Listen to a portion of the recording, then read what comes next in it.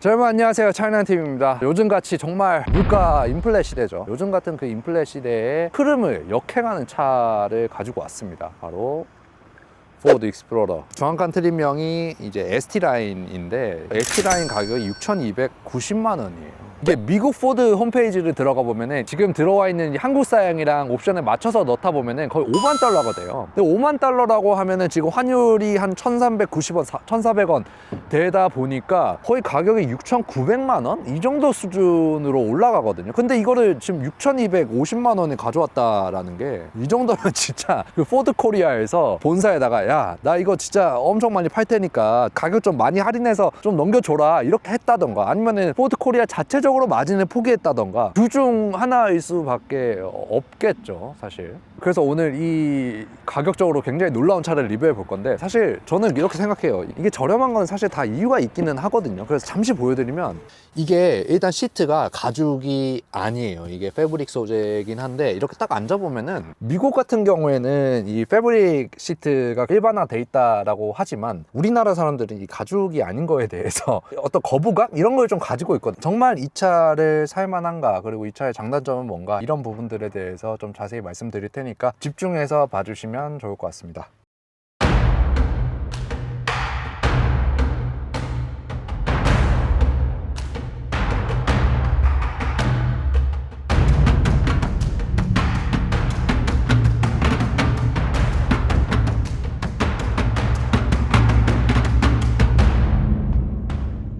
자, 그래서 이 포드라는 브랜드, 어찌 보면 정말 대중적인 브랜드죠. 미국의 현대기아 같은 그런 포지션을 가지고 있는 브랜드인데, 여러분들이 이런 대중적인 브랜드에서 나오는 패밀리 SUV를 고려할 때 가장 중요하게 생각해야 될 가치가 뭔가에 대해서 좀 생각을 해보면은, 뭐 일단 2열 공간성 뭐 이런 걸 다 차지하고 여러분들이 가지고 있어야 될 어떤 마인드셋 에 대해서 말씀을 드리자면, 이런 급의 차들은 솔직히 여러분들의 만족도를 극강으로 끌어올릴 수 있는 차는 아니에요. 그거는 이제 정말 이 프리미엄 브랜드에서 할 수 있다고 생각하고, 그러니까 이런 급에서는 내가 이 차를 사지 말아야 할 이유가 있으면은 거르는 방식으로 좀 선택을 하시면은 좀 여러분들 결정이 쉽습니다. 조금씩 아쉬운 부분이 있어요. 근데 정말 내가 크리티컬하게 이거는 받아들이지 못한다 라는 게 없는 차를 고려하시면은 반은 일단 성공하고 간다라고 저는 생각을 합니다. 그래서 오늘 그런 관점에서 리뷰를 해 드릴 거고, 일단 패밀리 SUV에서 가장 중요한 2열 공간성에 대해서 말씀을 드리도록 할게요. 자, 그래서 지금 2열로 왔습니다. 뭐 사실 여러분들이 제 영상을 많이 보셨다라고 하면은 포드 링컨 2열의 특징이 어떤지 여러분들 잘 아시겠죠. 이 차도 사실 여전합니다. 2열 좌판의 길이가 좀 짧아요. 그리고 이 리클라이닝 각도 같은 경우에도 조금 더 이게 됐으면 좋겠다라는 생각이 있는데, 여기까지가 사실 끝이긴 해요. 그래서 경준차들과 비교해서 약간은 좀 열세이고, 대신에 이 몸을 지탱해주는 이 어깨 부분 있잖아요. 이 어깨 부분은 생각보다 괜찮습니다. 이게 여기까지 끝까지 나와 있어가지고 이거는 괜찮은데, 이 시트 좌판의 폭이 좀 좁아요. 그래가지고 여기서 오는 약간 좀 이질적인 느낌이 들 수도 있다. 지금 여기 보면은 220V 짜리가 있고, 여기 C타입 고속 충전 케이블이 들어가 있어가지고 이 열선, 지금 시동 꺼놔서 안 켜진 열선과 공조 방향 조절이랑 3존 에어컨이네요.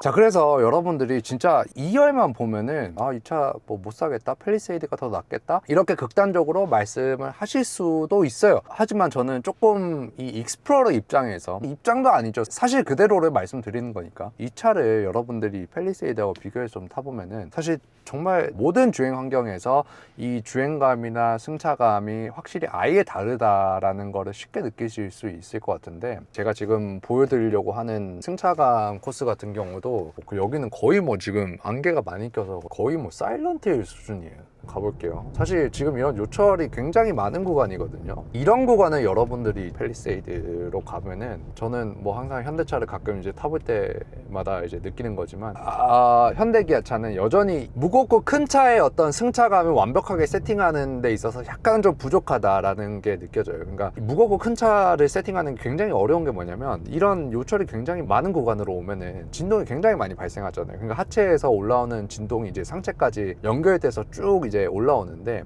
제가 항상 강조해드리는 상하체의 일체성을 이 강하게 연결해 놓지 않으면은 이 상체랑 하체가 이 따로 노는 느낌이 듭니다. 그러니까 이거는 진동이 많이 들어오는 거하고 전혀 상관이 없어요. 그냥 상하체가 따로 노는 느낌이 들면서 이 하체에서 일어나는 진동이랑 상체에서 일어나는 진동이랑 약간 좀 다르게 느껴지는데, 팰리세이드는 사실 그런 느낌이 없지 않아 있어요. 자, 근데 이 익스플로러는 재밌는 게 뭔지 아세요? 자, 이렇게 갈 때 요철을 다 맞아가면서 이렇게 가잖아요. 팰리세이드보다 진동의 유입량이 많아요. 노면을 읽는 느낌이 훨씬 강하고, 이 아래에서 이 시트까지 느껴지는 진동의 피드백이 굉장히 강해요. 왜 이러지 봤는데, 이 차 이 타이어가 27545 21인치가 꽂혀 있더라고요. 그래서 와, 이게 진짜 이런 느낌이 나오는 게 그 타이어의 이유가 거의 90% 이상이겠구나 생각을 했는데, 이게 1300cc 4기동 터보 엔진에 300마력을 내주는 차잖아요. 근데 그런 차에 지금 앞에가 무슨 275 이 정도면은 정말 투머치고, 21인치도 사실 투머치가 맞죠. 저는 이런 급에서는 사실 20인치만 들어간다고 해도 괜찮긴 한데,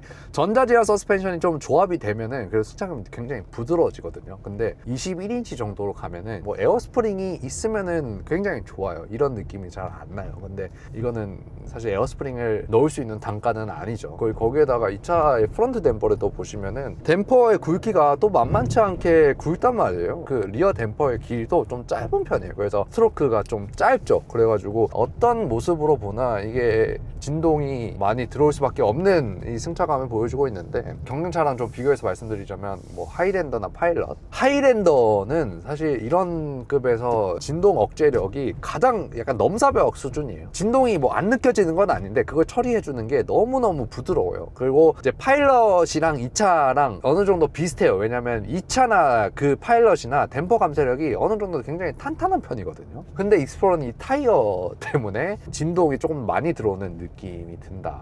근데 정말 다행인 거는 이 차는 뭐 조금 이렇게 빠르게 가볼까요? 좀 빠르게 가봐도 상하체의 일체성이 떨어진다는 느낌, 그러니까 상체가 따로 논다는 느낌이 과도하게 들지는 않아요. 이게 현대차들을 보면은 산타페까지는 괜찮거든요. 근데 이제 거의 2톤에 가까운 팰리세이드로 올라오기 시작하면은 그때부터 이게 약간 좀 흔들리기 시작해요.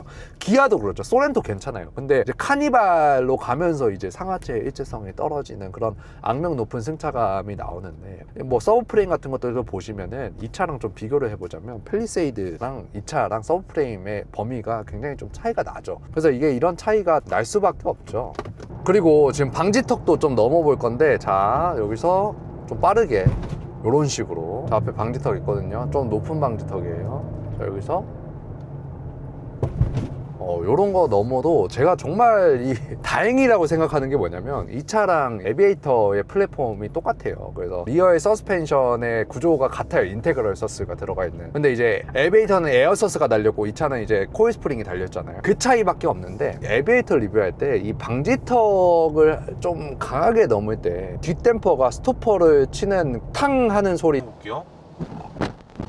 탕 쳐주는 거, 또는 쿵 하는 소리가 난다라고 제가 말씀을 드렸어요. 그래서 솔직히 이 차도 이런 방지턱을 지금처럼 넘을 때 쿵 하는 소리가 이제 들릴 줄 알았는데 들리지가 않는단 말이죠. 그러니까 이게 왜 그러냐, 엘리베이터는 에어스프링이 있잖아요. 그 에어스프링이 있다 보니까 지금 이 차처럼 댐퍼 감쇄력을 단단하게 만들 필요가 없는 거예요. 그래서 댐퍼 감쇄력을 좀 부드럽게 풀어놓는데, 이 댐퍼가 부드러운데 스트로크 범위가 짧으니까 그 댐퍼가 조금만 강한 충격을 만나면은 그 스토퍼에 부딪히는 탕 하는 소리가 이제 나는 거죠. 근데 이 차는 댐퍼 감쇄력이 어쩔 수 없이 강하다 보니까 거기까지 이제 가지를 않는 거죠. 그래서 방지턱 승차감을 좀 깔끔하게, 충격을 깔끔하게 받아준다는 면에 있어서는 이게 조금 더 나아요.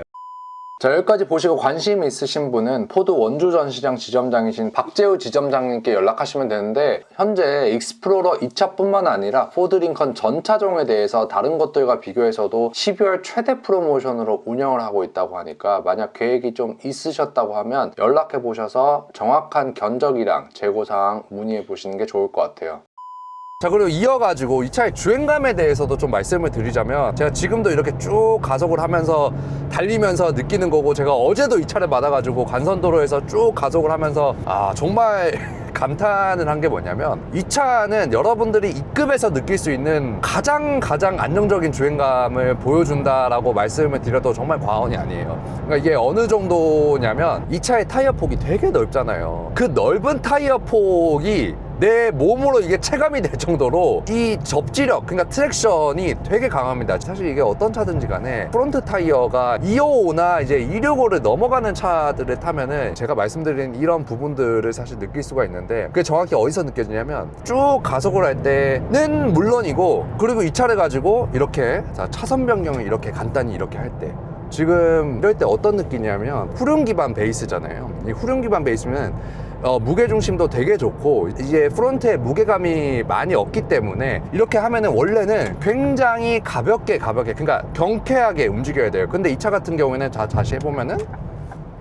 이 차 자체가 되게 묵직하게 움직이거든요. 전면 타이어 폭이 넓은 차들이 보여주는 전형적인 특징인데, 그러니까 이게 정말 나쁘게 말하면은 깔끔하지 않은, 약간 더럽다고 표현하기는 좀 그렇고 깔끔하지 않은 느낌. 좋게 말하면은 정말 트랙션이 있다, 약간 이런 느낌인데, 사실 이 차가 가지고 있는 스펙을 보면은 앞바퀴에 2kg의 엄청난 광폭 타이어, 다륜 구동 들어가 있죠. 그 다음 댐퍼 엄청 굵죠. 차체 강성 엄청나죠. 이 네 가지가 조합이 돼버리면은 사실 저 고속으로 달릴 때 지금 트랙션에 있어서는 정말 이 프리미엄급의 차를 타는 것 같고, 여기서 이제 무게가 조금 더 무거워지고 차가 묵직해지면은 Q7의 느낌을 완전 따라간다 라고 할 수가 있을 정도로 정말 좋습니다. 자, 그리고 다음으로 좀 중요하게 말씀드려야 될 게 바로 이 차의 미션인데, 포드 링컨 그 10단 미션이 달려있죠. 근데 저도 이 10단 미션을 좀 여러 번 경험을 했지만 이 차가 1단, 2단, 3단, 그러니까 저단에서의 RPM을 꽤나 많이 쓰더라고요. 그래서 이게 뭐냐면, 방금 토비를 내고 이제 출발하려고 하는데, 자, 여기서 한번 보세요.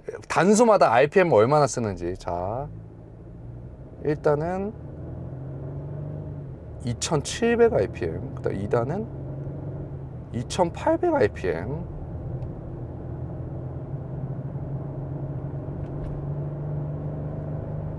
3단은 놀랍게도 3000 RPM에서 변속이 됩니다. 이게 여러분들이 딱 미션이 변속이 되는 느낌을 그냥 신경을 안 쓰고 있어도 보통 이제 소리로 듣잖아요. RPM이 올라갔다가 떨어졌다가 하면서 이제 변속이 되고 있구나 라고 생각을 하는데, 제가 어제 이 차를 타면서 소리가 왜 이렇게 저단에서 크게 나지? 이 느낌이 들어가지고 제대로 봤더니 이게 이 RPM을 저단에서 되게 많이 쓰는 거예요. 기어비를 좀 봤는데 역시나 1, 2, 3단의 기어비가 좀 길더라고요. 정말 대중적인 뭐 ZF 8단 미션하고 비교를 하면은 기어비가 되게 길죠. 숫자가 작다라는 거는 그 한 단수에서 커버해 줄 수 있는 속도 영역의 범위가 더 넓다라는 걸 뜻하고, 속도 범위가 더 넓으면 당연히 RPM을 더 사용해야 되죠. 그래서 이게 약간은 좀 이질적일 수가 있어요. 그래서 이게 왜 그럴까 뭐 생각을 해봤는데, 이 차가 이제 미국 차잖아요. 그래서 뒤에 이제 트레일러나 이런 거를 많이 끌면은 뒤가 무겁잖아요. 그래서 저단에서 조금 더 RPM을 높게 쓰면서 출력과 토크를 조금 더 쥐어 짜내고 나서 업시프트를 해야지 어떤 강력한 토크가 나오니까,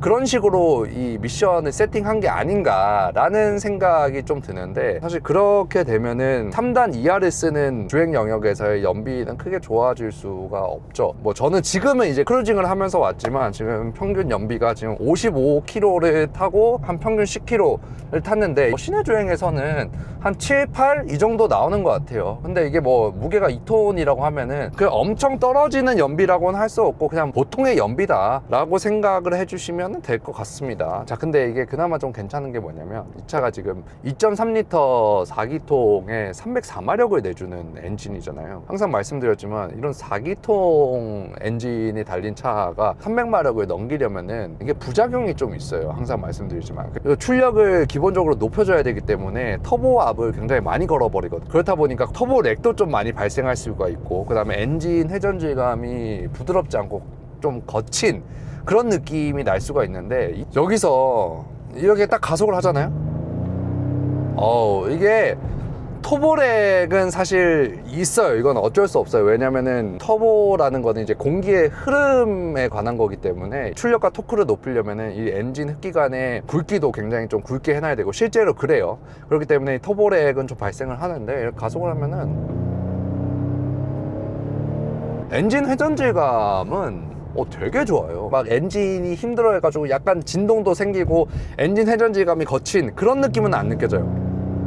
소리는 큰데 거치게 돌아가는 느낌은 없다 라고 좀 말씀을 드리고 싶습니다. 그래서 뭐 이 차를 이제 좀 총평을 하자면 사실 단점도 좀 존재하고 그 단점을 상쇄하는 장점도 굉장히 크게 존재하는 차라고 저는 생각을 하기 때문에 여러분들이 한번 시승을 해보시고 이 차에서 여러분들이 느낄 수 있는 장점을 좀 크게 받아들이고 이 차에서 느낄 수 있는 단점은 이거는 좀 받아들일 수 있다 라고 생각이 되시면 이 차를 선택하시면 굉장히 좋을 것 같습니다. 자, 이상으로 포드 익스플로러 리뷰 마치도록 하겠고 시청해주셔서 감사합니다.